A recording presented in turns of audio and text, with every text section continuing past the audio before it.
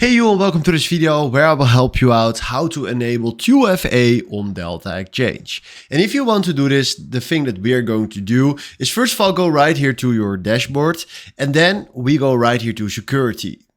Then right here we can go to 2FA and click on setup, and then we have some options right here that we can do. Right here, if you want to download the Authenticator app, you can select right here which one you want to use. You can also go right here and scan this QR code in your Authenticator app, and then you can link the Authenticator app.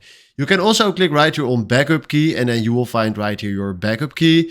And if you click here on enable 2FA, you can enable right here your 2FA with the code that they send right here to your mail. So fill in right here the 6-digit code from your mail, and then after that enter right here the 6-digit code from your Authenticator app.